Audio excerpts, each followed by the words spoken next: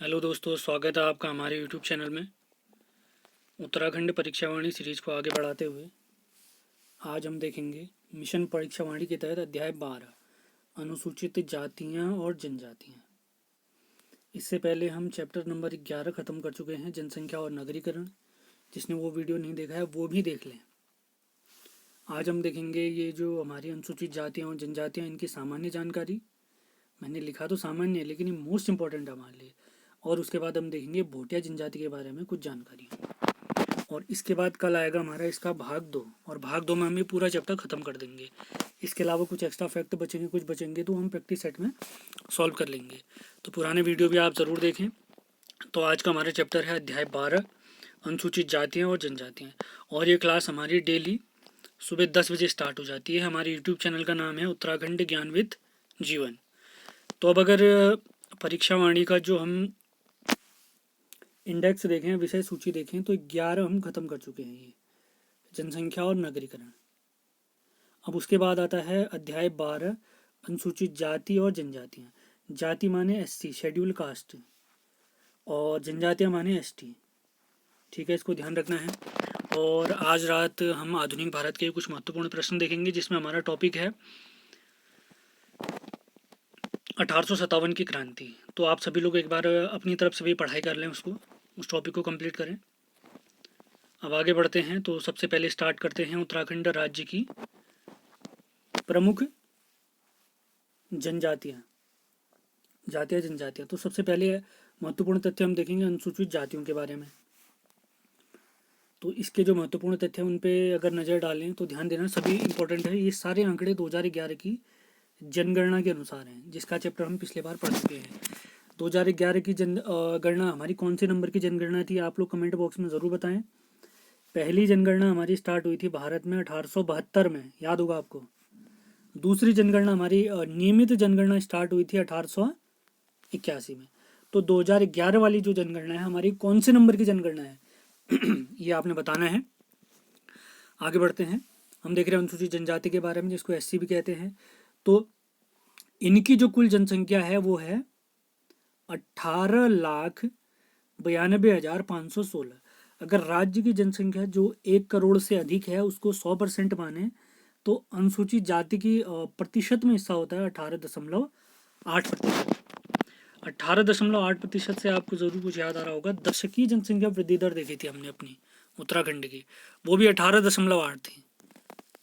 तो वीडियो पे ध्यान जरूर देना है। अगला आता है इनका लिंगानुपात, यानी जेंडर रेशियो। लिंगानुपात क्या होता है, 1000 लड़कों पर कितनी लड़कियां हैं। तो इनका लिंगानुपात, अनुसूचित जाति का लिंगानुपात 2011 की जनगणना के अनुसार है 936। तो उत्तराखंड का कितना था, 963। भारत का कितना था, 943। तो ध्यान देना है सारी चीज़ों को। और इनकी कुल संख्या या कितनी मान्यता प्राप्त ये हैं, तो ये कुल हैं टोटल 65। अब अगर देखें सर्वाधिक एससी जनसंख्या कहाँ स्थित है, तो ये है हरिद्वार में 2011 के अनुसार। सबसे कम एससी जनसंख्या अगर देखेंगे तो ये है हमारी चंपावत में। नाम याद हो जाए, बहुत इंपॉर्टेंट काम हो जाएगा हमारे। उसके बाद अगर देखें, ये तो जनसंख्या के हिसाब से, गिनती के हिसाब से। अगर प्रतिशत के आधार पर देखें, सर्वाधिक एससी अगर हम देखें प्रतिशत के आधार पर, सर्वाधिक एससी हैं बागेश्वर में। बागेश्वर की कुल जनसंख्या को अगर मैं 100%, हर जिले की जनसंख्या को 100% मानते हैं, तो प्रतिशत के हिसाब से बागेश्वर में सबसे ज़्यादा जनसंख्या है। लेकिन गिनती के हिसाब से सबसे ज़्यादा कहाँ है, ये है हरिद्वार में। ठीक है, ध्यान रखेंगे। उसके बाद आता है प्रतिशत के आधार पर सबसे कम एससी, तो ये बनते हैं देहरादून, 13.49%। अब देखें हम इनकी औसत साक्षरता दर कितनी है। तो इनकी जो औसत साक्षरता दर है वो 74.4% है। कितना है, 74.4। अब आप लोग ये बताएं भारत की औसत साक्षरता कितनी है 2011 के अनुसार।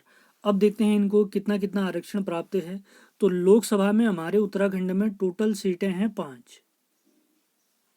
वो पांचों सीटों के नाम बताइए आप लोग। तो उन 5 सीटों में से एक सीट है हमारी अल्मोड़ा वाली। अल्मोड़ा लोकसभा सीट अनुसूचित जाति यानी एससी के लिए आरक्षित है। तो आप लोगों ने बताना है अल्मोड़ा से हमारे लोकसभा के सांसद कौन है।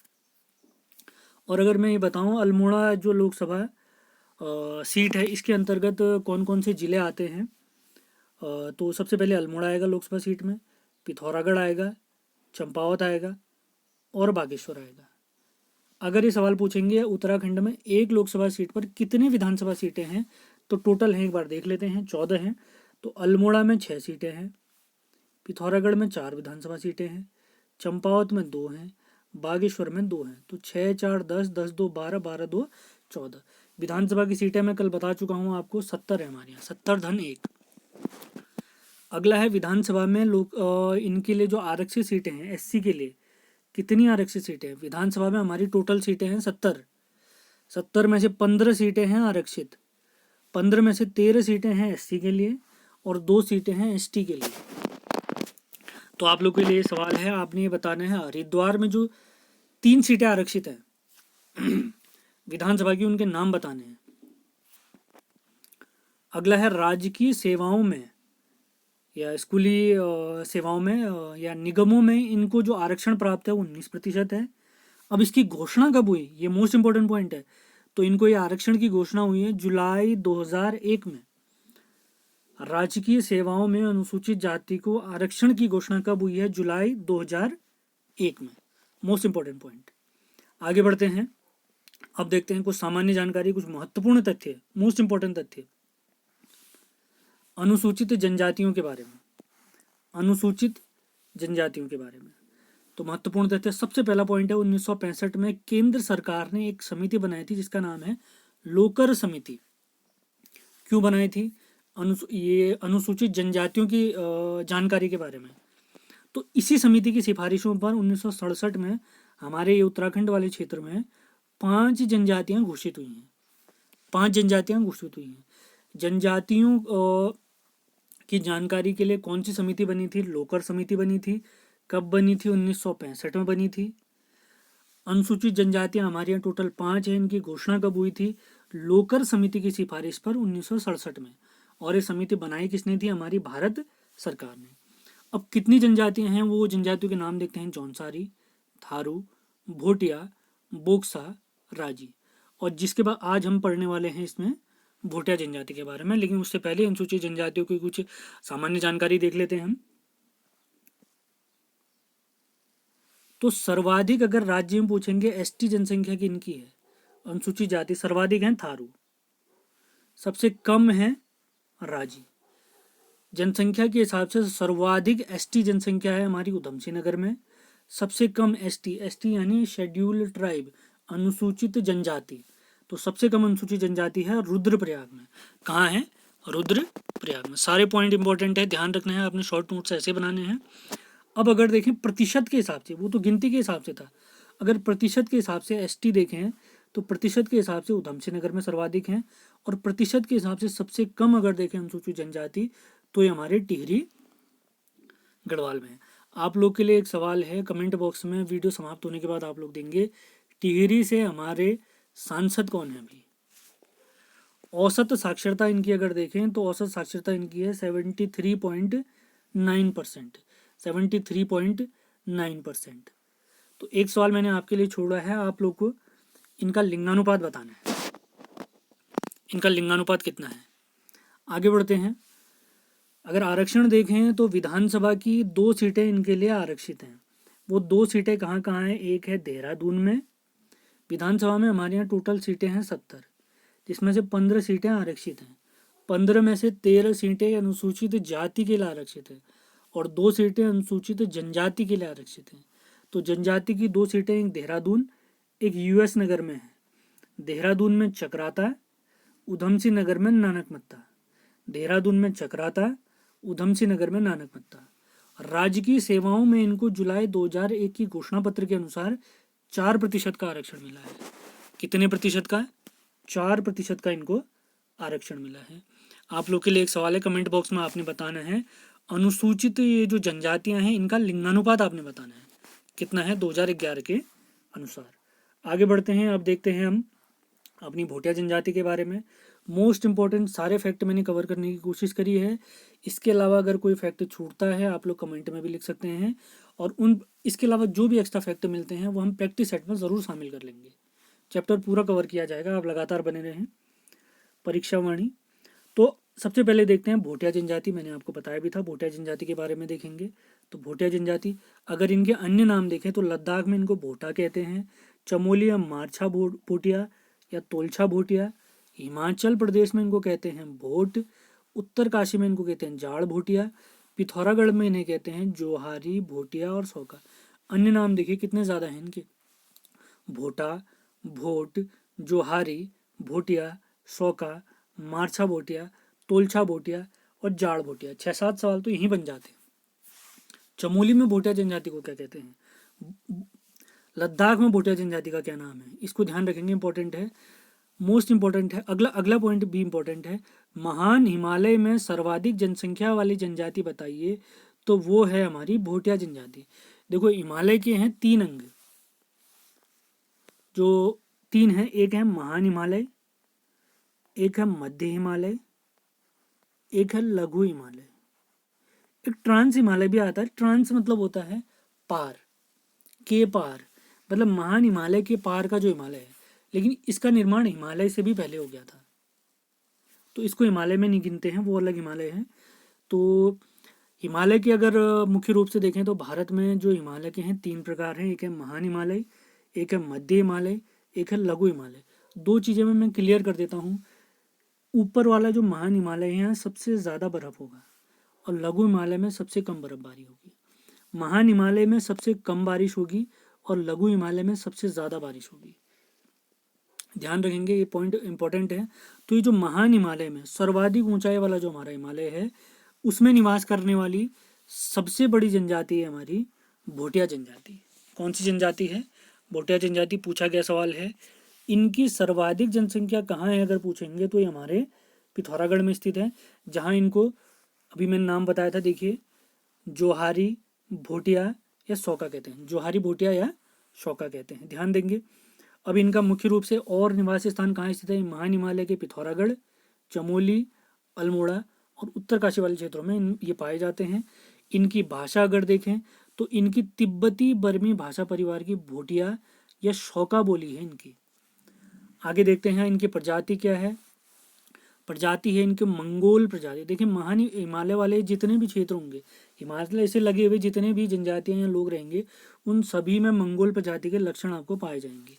ये पॉइंट इंपॉर्टेंट है, ध्यान रखेंगे। अगले 2 इंपॉर्टेंट फिर से इंपॉर्टेंट पॉइंट जो है इंपॉर्टेंट आते हैं, वो है इनके आवास के बारे में। तो इनका शीतकालीन निवास स्थान है गुंडा या मुनसा, और जो ग्रीष्म, शीतकालीन मतलब ठंडे में, और ग्रीष्मकालीन जो इनका आवास होता है या गर्मियों में जो इनका आवास होता है वो होता है मैत। इसका नाम है मैथ। सारे मोस्ट इंपॉर्टेंट पॉइंट छान छान के ढूंढे गए हैं, तो आप लोग ध्यान से पढ़ना तो है, ये इनको लिखना भी है बहुत बढ़िया तरीके से। भोजन व पेय पदार्थ, तो इनका सबसे पहला भोजन है छाकू, जिसको चावल या मडुआ का भात भी कहते हैं। कुटो इनमें क्या है, एक सामान्य आकार की रोटी है। सिंपल सवाल पूछ देगा, कुटो किनका भोज्य पदार्थ है, तो आपको याद होना चाहिए ये हमारी भोटिया जनजाति का है। पुली, पुली क्या है, बड़े आकार की रोटी है। उसके बाद आता है छामा, छामा क्या है, दाल और सब्जी का एक प्रकार है। ज्या, मोस्ट इंपॉर्टेंट, दूध, मक्खन, चाय पत्ती, नमक, गर्म पानी आदि मिलाकर बनाया गया पेय पदार्थ, पीने वाला आइटम, पानी, जैसे चाय वाय बनाते हैं हम उसी तरीके से। अगला आता है चकती या छंग, चकती या छंग यह एक प्रकार की शराब है। सिंपल ऐसा तो पूछेगा नहीं, लेकिन ये किन जनजाति से रिलेटेड है पूछ सकता है। ज्या किस जनजाति से रिलेटेड है, ये हमारी है भोटिया से। चकती किससे रिलेटेड है, ये हमारे भोटिया से। अब ये तो पूछेंगे नहीं कि इसमें क्या मिलाते हैं, दूध मिलाते हैं, मक्खन मिलाते हैं, ऐसा कुछ नहीं पूछेंगे। इनके नाम जरूर पूछेंगे। ज्या, ज्या आपको याद रखना है, ज्या मतलब भोटिया जनजाति, चकती या छंग माने ये क्या है, भोटिया जनजाति से संबंधित है। अब देखते हैं इनका धर्म और प्रमुख देवता। मुख्य रूप से ये हिंदू हैं, लेकिन उत्तरकाशी में जो भोटिया जनजाति के लोग हैं, इनमें से कुछ लोग क्या हैं, बौद्ध धर्म के अनुयायी भी हैं। इनके प्रमुख देवता, मोस्ट इंपॉर्टेंट पॉइंट, सबसे पहले हैं भूमियाल देवता और बैग रिमचिम, ये तो मोस्ट इंपॉर्टेंट है, इनके बारे में तो पूछते हैं। इसके अलावा माँ नंदा देवी और माँ दुर्गा की भी मान्यता है। उसके बाद एक कैलाश पर्वत, द्रोणागिरी पर्वत और हाथी पर्वत, इनको भी पूछते हैं। आप लोग के लिए एक सवाल है, ये जो हाथी पर्वत है ये कहाँ स्थित है, यानी किस जिले में स्थित है हमारे, इसके जवाब आपने देने हैं। आगे बढ़े, अगला है ग्वन संस्कार। मृतक की आत्मा की शांति के लिए किया जाने वाला संस्कार ही क्या कहलाता है, ग्वन संस्कार है। अगला मोस्ट इंपॉर्टेंट फैक्ट आता है कंडाली उत्सव। इसके बारे में जब डिटेल में तब पढ़ेंगे जब हम सांस्कृतिक तत्व वाला चैप्टर देखेंगे। यह प्रत्येक 12 वर्ष में आयोजित होता है। आपने ये बताना है ये कंडाली उत्सव किस स्थान पर आयोजित होता है, कौन से जिले में आयोजित होता है। अब देखते हैं कुछ इंपॉर्टेंट पॉइंट और इस जनजाति से रिलेटेड। भोटिया जनजाति के प्रमुख लोकगीत, सबसे पहला है तुबेरा। तो तुबेरा है इनका रसिया गीत, ध्यान रखेंगे। बाजू है वीर रस प्रधान गीत। देखो सांस्कृतिक तत्वों में ये सारी चीज़ें डिटेल पढ़ने वाले हैं। अभी आप लोग केवल इतना ध्यान रखें ये किस जनजाति से रिलेटेड है। अगला है तिमली। तिमली है सामाजिक विषय आधारित गीत। इनका विशेष वाद्य यंत्र है हुड़का। इसको कैसे भूल सकते हैं, ये तो मोस्ट इंपॉर्टेंट पॉइंट है।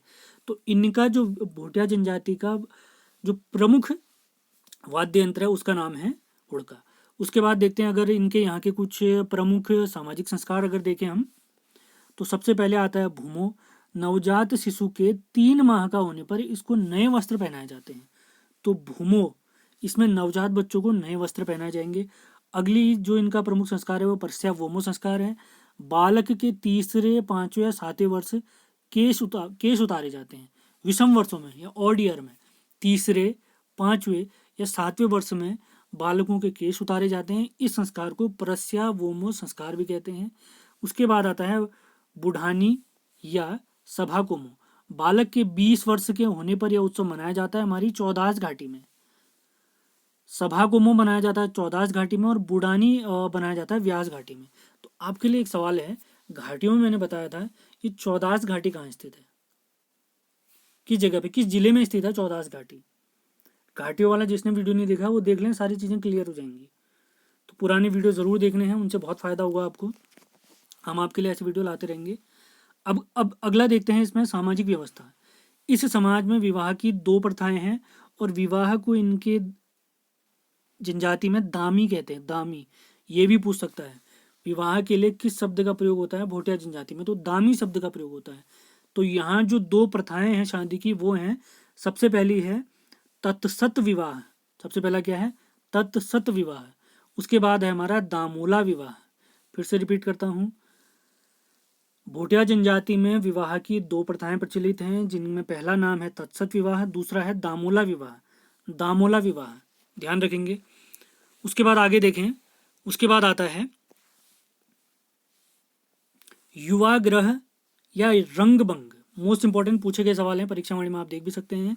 युवाओं के लिए नृत्य, गीत आदि के लिए निर्मित भवन को युवाग्रह या रंगभंग कहते हैं। पौड़ा नृत्य मोस्ट इंपॉर्टेंट, विवाह के समय किया जाने वाला भोटिया जनजाति का नृत्य है पौड़ा नृत्य। अभी हम जब जौनसारी पढ़ेंगे, थारो पढ़ेंगे तो वहाँ पर भी बहुत सारे नृत्य आने वाले हैं, तो आपने पहले ही क्लियर कर देना है। तो पौड़ा नृत्य किन से संबंधित है, पौड़ा नृत्य हमारे भोटिया जनजाति से संबंधित है। आगे देखते हैं, ये लोग अपने रिश्तेदारों को स्वारा कहते हैं। देखो अलग अलग शब्द ही तो पूछता है आजकल हमारे पेपर में। दामी पूछ देगा, दामी शब्द का क्या अर्थ है, दामी शब्द का अर्थ है विवाह। पौड़ा नृत्य ये तो विवाह से संबंधित हो गया। स्वारा शब्द का क्या अर्थ है, स्वारा, स्वरा मतलब हुआ रिश्तेदार। स्वरा शब्द का क्या अर्थ हुआ, रिश्तेदार। अब देखते हैं मोस्ट इंपॉर्टेंट चीज, गमैया व्यापार व्यवस्था। एक प्रकार की व्यापार व्यवस्था होती थी, ये पहले चलती थी जब हमारे तिब्बत के साथ अच्छे रिश्ते थे। रिश्ते तो अभी भी अच्छे हैं, लेकिन चाइना ने जब से उन पर आक्रमण करा है तब से व्यापार व्यवस्था समाप्त हो गई है। तो गमैया व्यापार व्यवस्था, गमैया व्यापार व्यवस्था देखें अलग अलग किताब में अलग अलग नाम लिखा है। अगर आपको कोई अन्य नाम पता है तो कमेंट बॉक्स में ज़रूर लिख दें इसका, ये गमैया का नाम। तो भोटिया लोग तिब्बतियों से इस पद्धति से ही पहले व्यापार किया करते थे। किससे पहले, जब भारत चाइना युद्ध हुआ था उससे पहले भारत चाइना का युद्ध हुआ था 1962 में। इस युद्ध को सीनो इंडिया वॉर भी कहते हैं। सीनो इंडिया वॉर, सीनो यहाँ पर दिखा रहा है चाइना को। यह व्यापार नीतिमाणा, जोहार, दारमा और व्यास दर्रों के, व्यास घाटी के आसपास होता था। इस व्यापार का मध्यस्थ मितुर व्यक्ति कहलाता था। मितुर जो दोनों की आपस में बात कराता था कि किसको क्या आवश्यकता है, उसको क्या कहते हैं, मितुर व्यक्ति कहते हैं। मितुर, मीडिएटर, मध्यस्थ, मध्यस्थ माने मीडिएटर, तो उसको कहते थे मितुर। अब देखते हैं प्रमुख आभूषण व वेशभूषा भोटिया जनजाति की। सबसे पहला गैजू या खगचसी। गैजू या खगचसी पुरुषों का ऊनी चूड़ीदार पैजामा है। बांखे क्या होता है? ये भोटिया जनजाति में पुरुषों के ऊनी जूते होते हैं। अब देखिए, महान हिमालय में रहते हैं तो ऐसे जूतों की तो आवश्यकता पड़ेगी। खूब बर्फबारी होगी तो ठंडा होता ही है वहाँ। स्त्रियों के परिधान है च्यूमाला, च्यूंकला, चुबती या ब्यूंज। च्यूमाला, च्यूंकला, चुबती या ब्यूंज। इस जनजाति में आभूषणों को साली पुली कहते हैं। सिंपल पूछ देगा, निम्न में से ये जो साली पुली है इस शब्द का अर्थ बताइए, तो इसका अर्थ है आभूषण। अभी दामी देखा था, उसका अर्थ था विवाह। स्वरा शब्द का क्या अर्थ था? रिश्तेदार। तो साली पुली शब्द का क्या अर्थ है? पुली अभी देखा था हमने, रोटी। याद आ रही है पुली? खाली पुली देखेंगे तो रोटी। तो पुली भी भोटिया से रिलेटेड है और साली पुली भी किनसे रिलेटेड है? भोटिया से रिलेटेड है। चीज़ों को खुद भी कनेक्ट करने की कोशिश करें। हर चीज़ के लिए शॉर्ट ट्रिक तो नहीं हो सकती है, खुद भी जोड़ने का प्रयास करें। चीज़ों को बार बार पढ़ें, आपको सारी चीज़ें क्लियर हो जाएंगी। अब देखते हैं स्त्रियों के आभूषण। अंतिम है यहाँ पर हमारा टॉपिक, स्त्रियों के आभूषण। ये सारे पॉइंट विभिन्न किताबों से, खासकर हमारी परीक्षावाणी से ढूंढे गए हैं। इसके अलावा कुछ भी फैक्ट अगर छूट जाते हैं जनजाति से रिलेटेड, वो सारे फैक्ट मैं आपको ज़रूर बताऊंगा या प्रैक्टिस सेट में उनको इंक्लूड किया जाएगा। अगला है बलडंग। चांदी व सिक्कों से निर्मित एक प्रकार की माला है ये। सिंपल सवाल हमारे यहाँ नहीं पूछ देते। निम्न में से गले में पहने जाने वाला आभूषण बताइए, हाथ में पहने जाने वाला आभूषण बताइए। तो आपको ध्यान रखना है, ये आभूषणों की तो मैं आपके लिए ट्रिक जरूर लेके आऊँगा एक दिन समय निकाल कर। अगला है गोंखली, ये भी एक प्रकार का गले का आभूषण है। अगला है मनसाली, ये लाल मनकी की माला है। अगला है लक्षेप, ये एक प्रकार की अंगूठी है। अगला आता है इंपॉर्टेंट, सिर पर धारण किए जाने वाले आभूषण को वीरा वाली या छाकरी वाली या पतेली वाली भी कहते हैं। सिर पर धारण किए जाने वाले आभूषण को, देखो ये सारे सिर वाले हैं, वीरा वाली, छाकरी वाली या पतेली वाली। तो आपने देखा यहाँ पर बहुत सारे फैक्ट थे। भोटिया जनजाति में जितने इंपॉर्टेंट फैक्ट हो सकते थे मैंने सारे कवर करने की कोशिश करी है। कल हम बची हुई अपनी सारी जनजातियों को समाप्त कर देंगे, जिसमें जौनसारी आता है। जौनसारी के बाद थारू आएंगे, थारू के बाद बोक्सा और राजी आएंगे। उन सबको ख़त्म करेंगे, उनको भी करना ही करना है। तो आपने ये वीडियो भी बहुत ध्यान से देखना है। पसंद आता है तो इसको लाइक और शेयर करना है, अपने दोस्तों में शेयर करना है। और PDF हम आपको अपने टेलीग्राम से मुहैया करा देंगे। और इससे पहले की जितनी भी वीडियो हैं उनके उन वीडियो के प्लेलिस्ट में डिस्क्रिप्शन में दे दूंगा, जिसमें हम कुछ शॉर्ट ट्रिक सीख चुके हैं, कुछ विविध वाले टॉपिक सीख चुके हैं परीक्षावाणी के, उनको भी देखना है। महत्वपूर्ण दिवसों को पढ़ चुके हैं, वो भी आपने पढ़ने हैं। हम आपके लिए ऐसे वीडियो लाते रहेंगे।